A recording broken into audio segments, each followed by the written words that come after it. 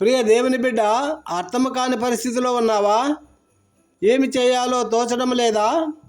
అయితే ఈ సందేశము నీ కొరకే. ఆఖరి వరకు విని రండి. అర్థం కాని పరిస్థితుల్లో ఏమి చేయాలో బైబిల్ ద్వారా తెలుసుకుందాము. 2 సమూయేలు 24:14లో దావీదు చిక్కుల్లో పడి ఎటూ తోచని అర్థం కాని పరిస్థితుల్లో మనిషి చేతుల్లో పడితే వారు మూర్ఖులు, కానీ దేవుని చేతుల్లో పడితే దేవుడు వాత్సల్యత గలవాడు. దేవుని కోపము నిమిషం మాత్రమే ఉంటుంది కనుక దేవుని చేతుల్లో పడటం మంచిది అని గాదుతో చెప్పి దేవుని చేతుల్లో పడతాడు. హల్లెలూయా. ప్రేమిత్రమా, surrender yourself to God. Surrender yourself to God. Keep your family in God's hands. నీకు ఉన్న సమస్తమును యేసు ప్రభు చేతుల్లో పెట్టుకొని అతని ఆజ్ఞలకు లోబడి ఆయనలాగా జీవించు. మనకు కలిగిన దాన్ని యేసయ్య చేతిలో పెడితే అప్పుడు మన మీద తన చెయ్యి ఉంచుతాడు. దేవునికి దగ్గరగా ఉండండి, మనుషులకు దూరముగా ఉండండి. చేపలను నీటిలో నుండి తీసివేస్తే అవి చనిపోతాయి. అలాగే విశ్వాసులను సైతాను ప్రార్థన, విశ్వాసము, నిరీక్షణ, దేవుని ప్రేమ అన్నిటినీ తీసివేసి దేవునికి దూరం చేసి చంపేయాలని చూస్తున్నాడు. Don't surrender to Satan, kick him away. చెట్టు మట్టి నుండి వేరు చేయగానే అది చనిపోతుంది. మనిషి దేవుని నుండి వేరుపడగానే ఆత్మలో చనిపోతాడు. మనిషికి దేవునికి పాపం అనే లోయ అడ్డుగా ఉంది. మనిషి దేవుని దగ్గరకు పోవాలన్నా పాపము అనే లోయలో పడి నరకానికి, పాతాళమునకు పోతున్నాడు.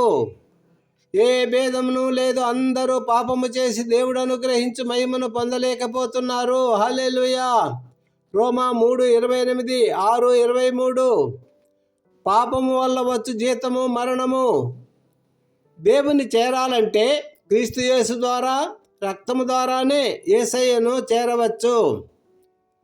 రోగముతో పరలోకము చేరవచ్చు, కానీ పాపముతో పరలోకము చేరలేము అని నీకు తెలుసా? ప్రసంగాలు మనుషులను కదిలివేస్తాయి, కానీ ప్రార్థన దేవుణ్ణి కదిలిస్తుంది. ప్రార్థన లేని జీవితానికి ఫలము లేదు.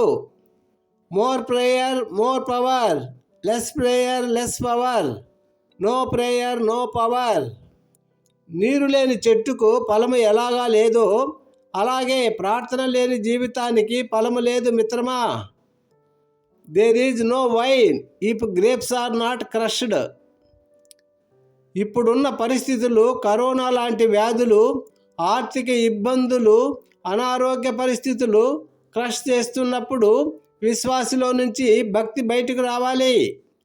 యోబుకు అన్నీ పోయినప్పుడు ఇంకా అధిక విశ్వాసము, భక్తి పెరిగింది.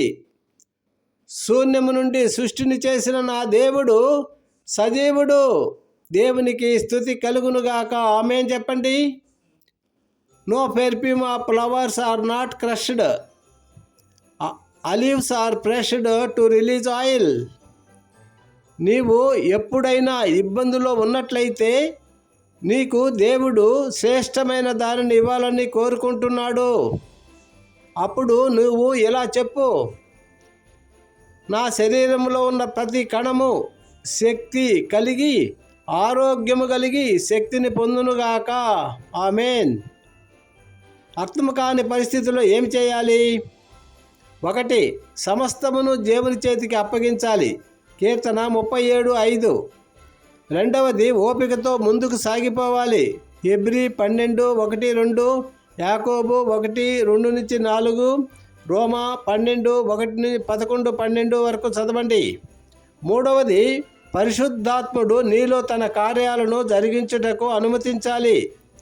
యోహాను 16:13, 14:26, యెషయా 57:1 చదవండి. ఇటువంటి కృప దేవుడు మనకందరికీ దయచేయునుగాక. ఆమేన్. ఈ ఆశీర్వాదాలు పలుకుతుండగా ఆమేన్ చెప్పండి. యెహోవా నిన్ను ఆశీర్వదించి నిన్ను కాపాడునుగాక. యెహోవా నీకు తన సన్నిధి ప్రకాశింపజేసి నిన్ను కరుణించునుగాక. యెహోవా నీ మీద సన్నిధి కాంతి ఉదయింపజేసి నీకు సమాధానము కలుగుజేయునుగాక. దేవుడు మిమ్మలను మీ కుటుంబాలను బహుగా దీవించి హెచ్చించునుగాక. మీ ప్రయత్నములన్నిటినీ సఫలీకృతము చేయునుగాక. మీకు కలిగిన సమస్తానికి కంచెవేసి కాపాడునుగాక. ప్రభువైన యేసు మీ మీద సన్నిధి కాంతి ఉదయింపజేసి మీకును మీ కుటుంబానికి క్షేమము దయచేయునుగాక. Amen, amen. ప్రియులారా, ఈ రాత్రి అంతా దేవుడు సుఖనిద్రను, మంచి విశ్రాంతిని, కోల్పోయిన శక్తిని, బలాన్ని ఇచ్చి ఉదయించే సూర్యుని వలె మిమ్మల్ని ప్రకాశింపజేయునుగాక. ఆమెన్. ప్రియులారా, ఈ వీడియోను చివరి వరకు చూశారు కదా, లైక్ చేయండి. మీరు లైక్ చేయడం వల్ల అనేక మందికి దీవెనకరంగా ఉంటారు. షేర్ చేయడం వల్ల ఈ సందేశంను అనేక మందికి అందించిన వారు అవుతారు. మీరు తొలిసారిగా ఈ ఛానల్ చూస్తూ ఉంటే సబ్స్క్రైబ్ చేయండి. కామెంట్ కూడా చేయడం వల్ల నేను ఇంకా మీకు మెరుగుగా సేవ చేయడము జరుగుతుంది. నేను పంపిస్తున్న వీడియోలు మీకు ఆత్మీయంగా ఉన్నాయని నేను నమ్ముతున్నాను.